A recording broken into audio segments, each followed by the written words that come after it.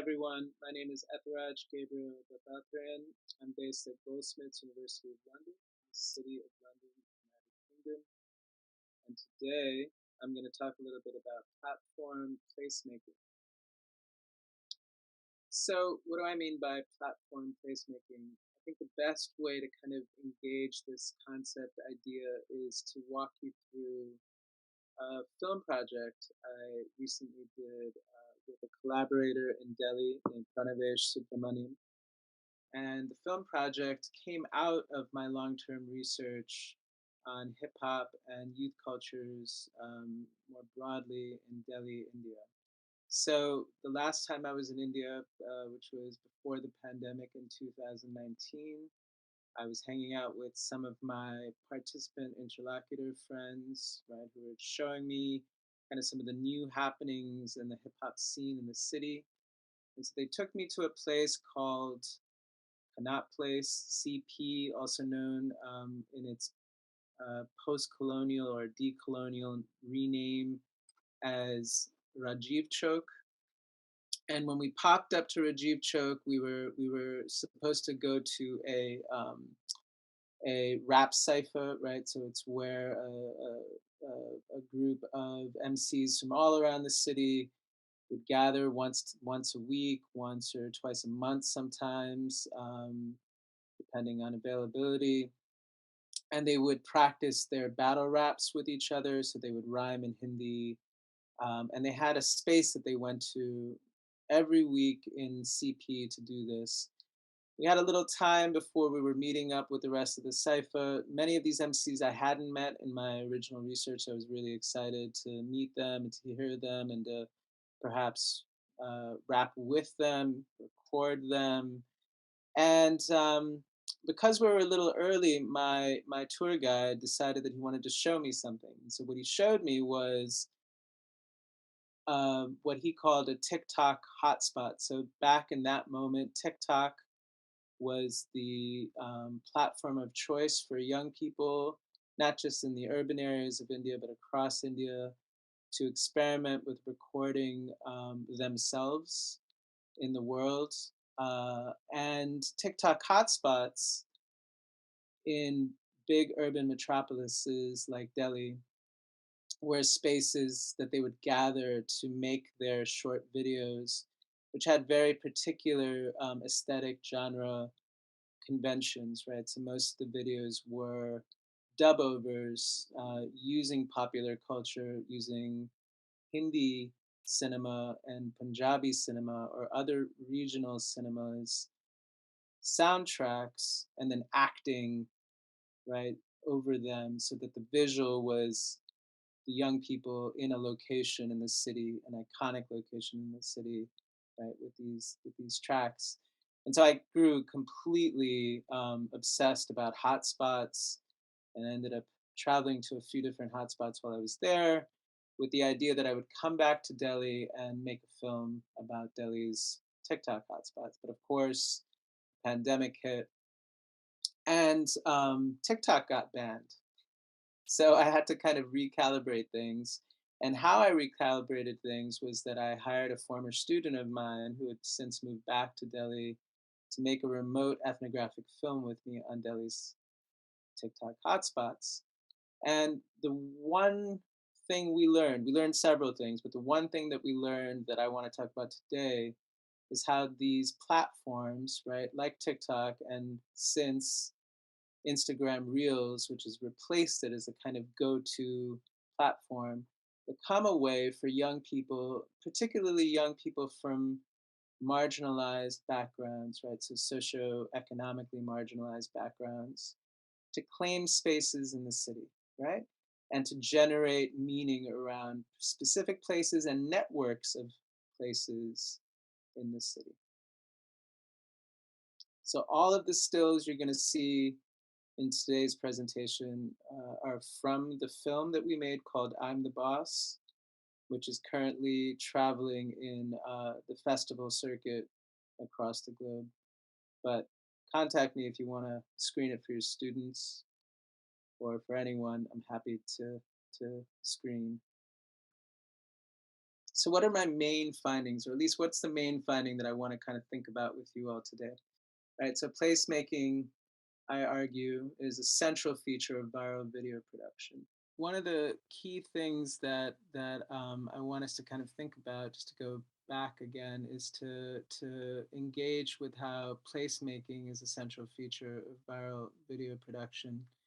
So I'm going to focus a little bit on this film, I'm the Boss, that I made, and I'm going to kind of think a little bit specifically about how Insta Reels, right, becomes a way for the young men that we featured in this film, who are all Insta Reel um, influencers who aspired to be Insta Reel influencers, how they imbued particular places in the city of Delhi with meaning, and how they linked these spaces inadvertently through their productions as they're seen, right, on their Insta Reel timeline. So just a brief description of the image that you're seeing here. These are two of our participants, and they're doing the choreography for a short video in front of a Mughal era ruins in a place called Lodi Gardens, which is towards the center of the city of Delhi. It's a space of encounter and contact in the city. It's been well kind of documented as a space where um, people from various class positions, ethnic communities, all come to, basically have some recreational time in the city. I think what makes this particular, image of this space interesting is how it becomes a kind of iconic space, right, to film videos in. And I think iconicity is really, is key to kind of thinking about placemaking, right? So how, I suppose it can be kind of phrased in a question, how do certain places in a city become iconic versus others, right? So as we were tracking young people as they were moving from hotspot to hotspot, we noticed two things. One, that there were new hotspots being marked every 2 or 3 months or so, but then there were certain places that stayed um, viable as a hotspot for many, many months. And in fact, now when I go back to Insta Reels and I look at any one of these influencers who I still follow, they're still going back to certain locations to make their videos. This is Ansal Plaza. It's a shopping mall in the center of South Delhi, and it was one of the first shopping malls built in the post-liberalization period, which started roughly in the early to mid '90s in India, right? Which essentially, to boil it down to a few bullet points, um, encouraged the flow of international capital into India, which until then had been a protected economy, right? So one kind of immediate outcome of that flow or incursion of capital was the explosion of a consumer based um, exchange, right? Culture, right? So malls, I think, typify this really well. Shopping malls, and so Ansal Plaza was one of the first shopping malls built in this new India model, which has since accelerated in the last 3 decades. So Ansal Plaza in 2020 is quite an outdated mall. So since its construction and its use, several newer malls have been built. Scholars of urban India have talked about these kind of sedimented layers of malls in really interesting ways. But I think the most important takeaway in how they've talked about these malls is, as some malls are built, others fall away and into decay. They become kind of urban eyesores, as it were. And urban Ansal Plaza is one of those urban eyesores. For most middle class Delhiites, this mall has fallen into into almost a parody, right? It's not something. Uh, it's not a location one would go to shop. One would go to one of the newer malls. So what's really interesting, what we found really interesting anyway, is how 14 to 18-year-old young men in particular, but also young women, started to gravitate to Ansel um, to make their videos.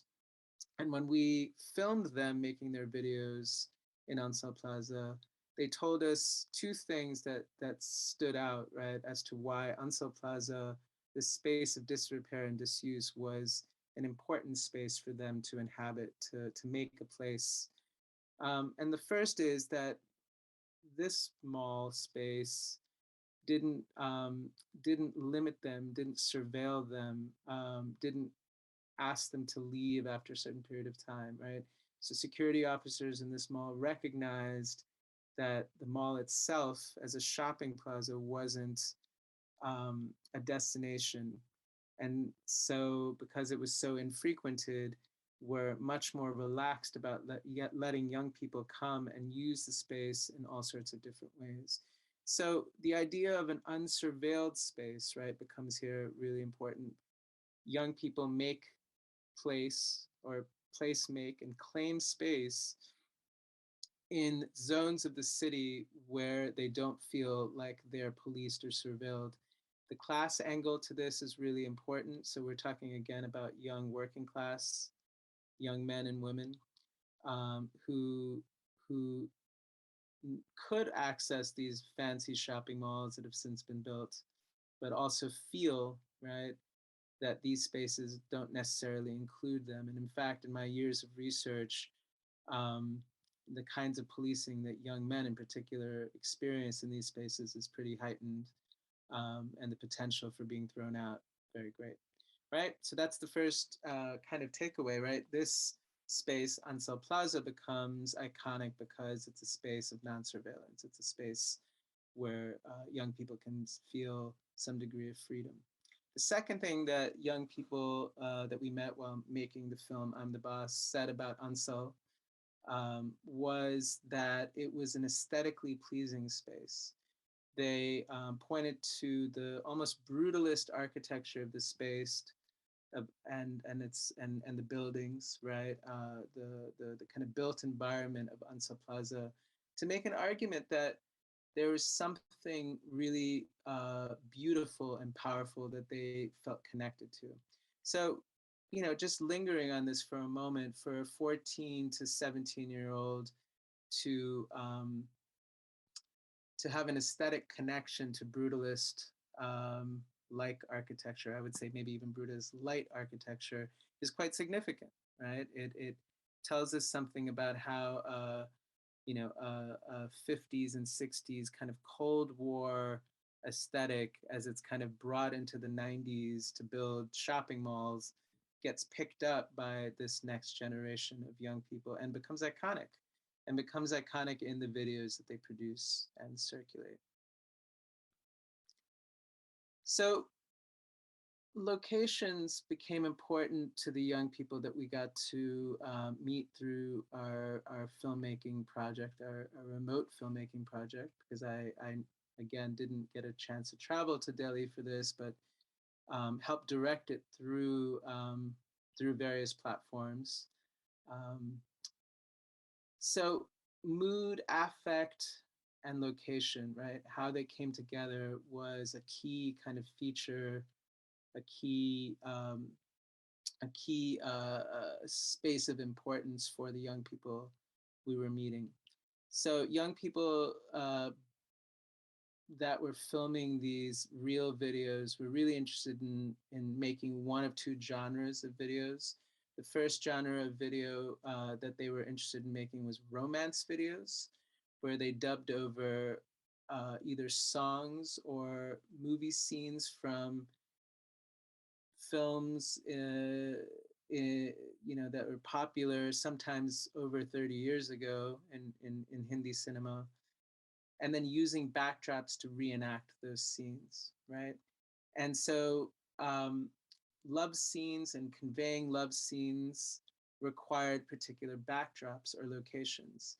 And so for many of the romance video scenes, places like Lodi Gardens or places like Haskas Village, right, became locations, became places, right, that offered the correct register of affect for a romance video.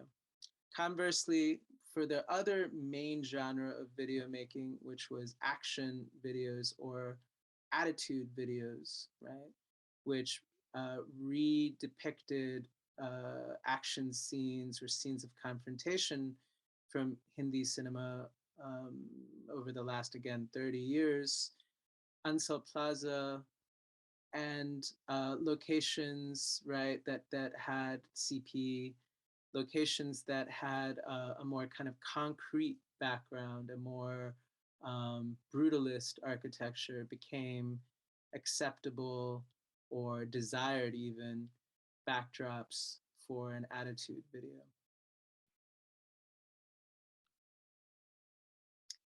These together, these different locations, when we start to kind of think about them together, create a digital mapping of the city, right? So if we imagine Delhi vis-a-vis the Reels videos that these young people make, we start to get a really interesting composite picture of the city, right? That exceeds, surpasses, maybe even challenges some of the top-down aesthetics that planners, city planners in this case, right?